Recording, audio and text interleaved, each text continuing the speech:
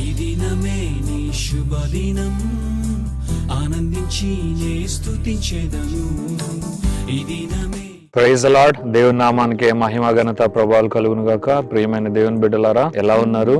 ఈ యొక్క శుభదినాన ఈ ఉదయకాల సమయమున మీ అందరికీ ప్రేమపూర్వకమైన ఆహ్వానము తెలియపరుస్తూ ఉన్నాము. ఈ యొక్క దినము దేవుడు ఈ వాక్యాన్ని మనకి ఇవ్వబోతూ ఉన్నాడు. శ్రద్ధగా సిద్ధపడిన మీరు దేవుని వాక్యాన్ని వినవలసిందిగా కోరుచు, దేవుడు ఈ యొక్క దినమున ఈ యొక్క లవ్ వర్డ్ ని మనందరి కొరకు ఆయన అనుగ్రహిస్తున్నాడు. దేవుని నామానికి మహిమ కలుగును గాక. మన జీవితంలో మనందరికి తెలుసు, మనం ఏర్పరచబడిన దేవుని జనాంగమై ఉన్నాము, ఆయన బిడ్డలమై ఉన్నాము, ఆయన సంతానముగా ఏర్పరచబడ్డాము. దేవుని వాక్యం సెలవిస్తుంది, మనం ఇంకా ఈ యొక్క భూమికి రాకమునుపే, అనగా ఈ యొక్క భూమిపైకి మనం అడుగు పెట్టక మునుపే దేవుడు మనల్ని ఎన్నుకున్నాడు, ఏర్పరచుకున్నాడు అని దేవుని వాక్యం సెలవిస్తుంది. దేవుని నామానికే మహిమ ఘనత ప్రభావాలు కలుగును గాక. ఈ యొక్క సంవత్సరం ఒకవేళ నీవు రక్షింపబడి ఉండొచ్చు, లేదా మునుపటి సంవత్సరం నీవు రక్షింపబడి ఉండొచ్చు, ఒక 10 సంవత్సరాల క్రితము నీవు రక్షింపబడి ఉండొచ్చు, లేదా ఈ యొక్క దినముననే, లేదా రేపటి దినమున, లేదు వచ్చే మాసము కొంతమంది రక్షింపబడి దేవుని బిడ్డలుగా అవ్వచ్చు. అయితే మనం ఆలోచించవలసింది, దేవుని వాక్యం ద్వారా తెలుసుకోవాల్సింది ఏంటంటే, ఎప్పుడో దేవుడు మనల్ని ఎన్నుకున్నాడు, ఏర్పరచుకున్నాడు అని దేవుని వాక్యం సెలవిస్తుంది. ఆయన భూమికి పునాదులు వేయబడక మునిపే ప్రేమ చేత, కృప చేత మనల్ని ఎన్నుకున్నాడు, ఏర్పరచుకున్నాడు అని దేవుని వాక్యం సెలవిస్తుంది. ప్రియులారా, అంటే ఇంకా నీవు దేవుణ్ణి తెలుసుకోక మునిపే ఆయన నిన్ను గూర్చి తెలుసుకొని, ఆయన నిన్ను వెంబడిస్తూ, ఆయన నీవు ఎక్కడ ఉన్నావో వెదకి రక్షించుటకు మన యొద్దకు వచ్చిన దేవత దేవుడే మన యేసయ్య. మరి మనలను ఆయన ఎప్పుడు ఎన్నుకున్నాడు అనంటే, మనం ఆయన గురించి ఆలోచించినప్పుడు కాదు, లేదు అంటే మనము ఆయన సువార్త విన్నప్పుడు కాదు, లేదంటే మన తల్లిదండ్రులు మన గురించి ప్రార్థించినప్పుడు కాదు, ఎప్పుడో చాలా కాలము క్రితమే, అనగా ఆ యొక్క సమయాన్ని మనము క్యాల్కులేట్ కూడా చేయలేము, ఆ సమయంలోనే దేవుడు మనల్ని ఏర్పరచుకున్నాడు అని దేవుని వాక్యం సెలవిస్తుంది. ఇంకా దేవుని వాక్యం ఏం సెలవిస్తుంది అంటే, ఆయన మనల్ని ఏర్పరచుకున్నాడు కానీ ఆయన్ను మనము ఏర్పరచుకోలేదు. అంటే దాని అర్థము, ఆయనే మనల్ని వెతుక్కుంటూ మన యొద్దకు వచ్చి ప్రేమతో మనల్ని ఆయన స్వీకరించాడు అని దేవుని వాక్యం సెలవిస్తుంది. ఆయనే వెతుక్కుంటూ మన యొద్దకు వచ్చి ఆయన సువార్తను వినిపింపు చేసి మనల్ని రక్షించి ఆయన రాజ్యంలో చేర్చుకున్నాడు అని దేవుని వాక్యం సెలవిస్తుంది. దేవుని నామానికి మహిమ ఘనత ప్రభావాలు కలుగును గాక. ఎంత మంచి దేవుడో, ఎంత ప్రేమించు దేవుడో, ఎంత గొప్ప దేవుడో మన దేవుడు ఒకసారి ఆలోచించాలి. ఈ యొక్క దినమున ఈ వాక్యం ద్వారా దేవుడు మనందరితో మాట్లాడాలని కోరుకుంటున్నాడు. అది యోహాను సువార్త 15వ అధ్యాయము 16వ వచనములో ఈ విధముగా దేవుని వాక్యం సెలవిస్తుంది. ఒకసారి దేవుని వాక్యము మనము చదువుదాం. మీరు నన్ను ఏర్పరచుకొనలేదు, మీరు నా పేరట తండ్రిని ఏమి అడుగుదురో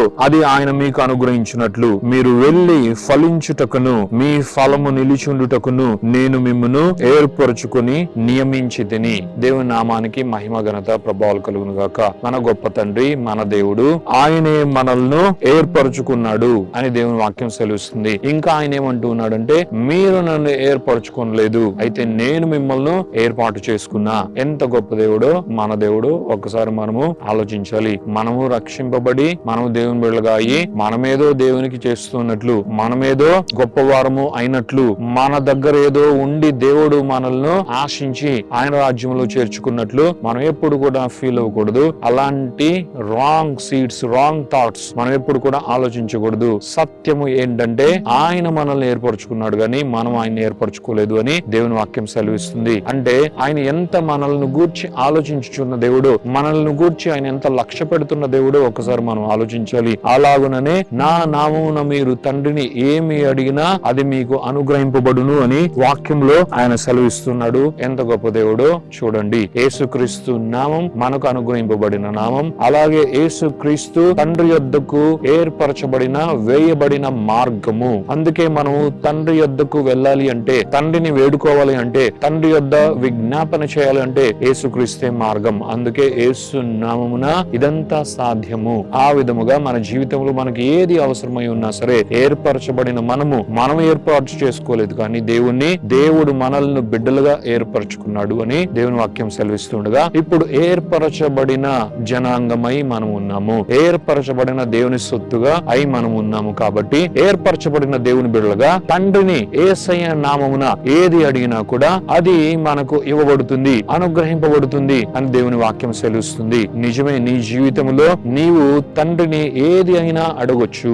నీవు తండ్రి ద్వారా ఏదైనా పొందుకోవచ్చు. అయితే ఇది యేసుక్రీస్తు ద్వారా నీకు లభిస్తుంది. యేసుక్రీస్తు ద్వారా తండ్రి నుండి నీకు ఏది అయినా సరే సాధ్యమే, నీకు తప్పక అనుగ్రహింపబడును. అంత మాత్రమే కాదు, ఇది చక్కగా ఈ వాక్యం ఏం వివరిస్తుందంటే నీవు ఫలించుటకే దేవుడు నిన్ను ఏర్పరచుకున్నాడు అని దేవుని వాక్యం సెలవుస్తుంది. ఎంత గొప్ప దేవుడో ఒకసారి మనము ఈ వాక్యాన్ని చదువుకోవాలి. మీరు వెళ్లి ఫలించుటకును మీ ఫలము నిలిచుండుటకును అని దేవుడు సెలవిస్తున్నాడు. ప్రియులారా, మనము ఫలించుటకే మనం ఎన్నుకోబడ్డాము, ఏర్పరచబడ్డాము. దేవుని నామానికి మహిమ కలుగును గాక. మన జీవితంలో ఫలము చాలా ప్రాముఖ్యమైనది. ఫలమిచ్చు దేవుని బిడ్డలుగా మనం ఉన్నాము. మన ఇంట్లో కావచ్చు, పొలంలో కావచ్చు, ఎక్కడైనా సరే ఫలమిచ్చుటకే మనము చెట్టును కానీ పంటను కానీ వేయడం జరుగుతుంది. అది వేసిన తర్వాత ఫలము రావాలని కోరుకుంటాము, దాని కొరకే మన ప్రయాసం ఉంటుంది. కానీ కేవలం ఏదో చెట్టు వేసాము, పంట వేసాము, ఇక వచ్చినా రాకపోయినా పర్వాలేదు అని ఎవరు అనుకోరు. ఫలము వస్తేనే సంతృప్తి, మనం పడిన ప్రయాస దాని యొక్క జీతం మనకు లభించినట్లే. అలాగుననే దేవుడు మనల్ని ఏర్పరచుకోగా, ఆయన మనల్ని ఎన్నుకోగా, ఆయన దేవుని బిడ్డలుగా మనల్ని స్వీకరించగా, మనం ఫలించకపోతే ఎలా? మనము ఫలములు ఇచ్చు దేవుని బిడ్డలుగా మనము జీవించకపోతే ఎలాగా? మన జీవితంలో ఫలించు దేవుని బిడ్డలమై ఉన్నాము. మనం ఫలించాలి, తప్పక ఫలించాలి. ఫలించకపోతే ఈ దినముననే దేవుని ఎదుట మనము ప్రార్థించి దేవుని సన్నిధిలో ఏ విధముగా మనం ఫలించాలో మనం నేర్చుకుని మన ఆత్మీయ జీవితంలో ముందుకు నడవాలని దేవుడు కోరుకుంటున్నాడు. కేవలం ఫలించు వాళ్ళు మాత్రమే కాదు ప్రియులారా, ఇక్కడ ఇంకొక అతి ప్రాముఖ్యమైన విషయం కూడా మన జీవితంలో అత్యంత అవసరమై ఉన్నది. ఫలించి ఆ ఫలము నిలిచుండులాగున మనము చూచుకునే వారము.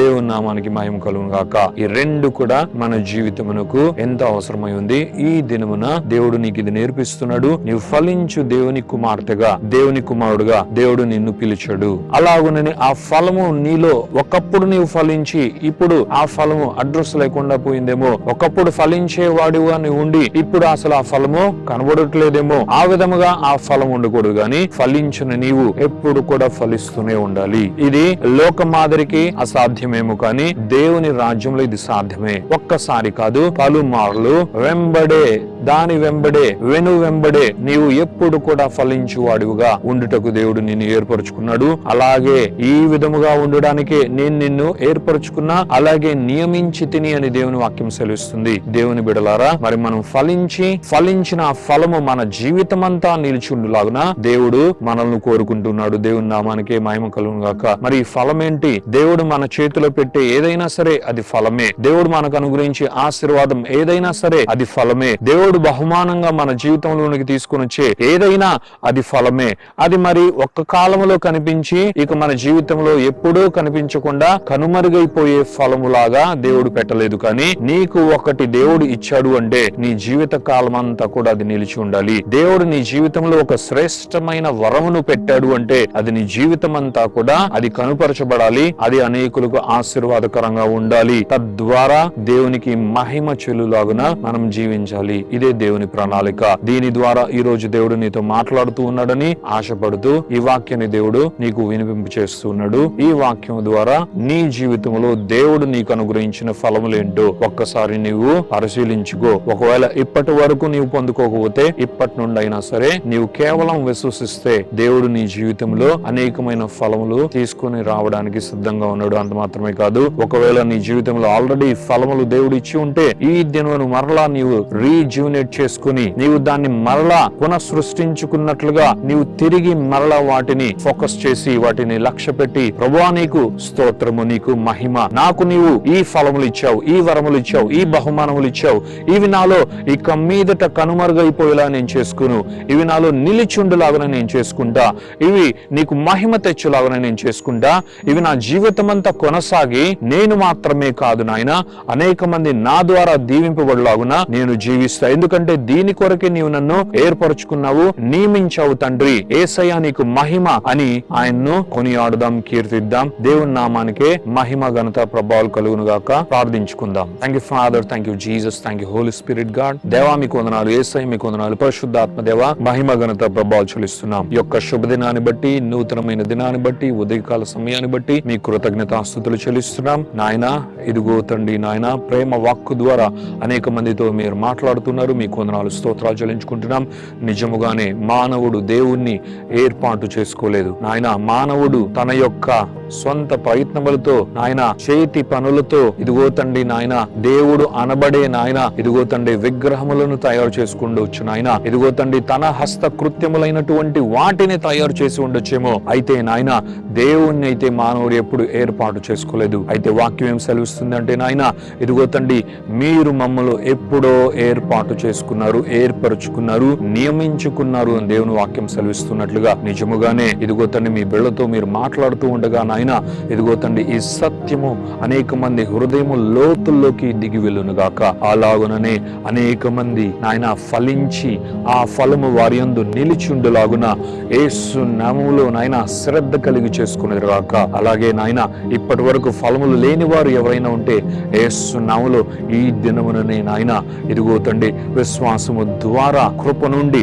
నాయన అనేకమైన ఫలములను వారు పొందుకునేదిగాక తండ్రి అని పలుకుచు యేసు నామములో ఈ యొక్క ప్రార్థన, స్తుతి, ఆరాధన మీకే చెల్లించి వేడుకొనుచున్నాము తండ్రి.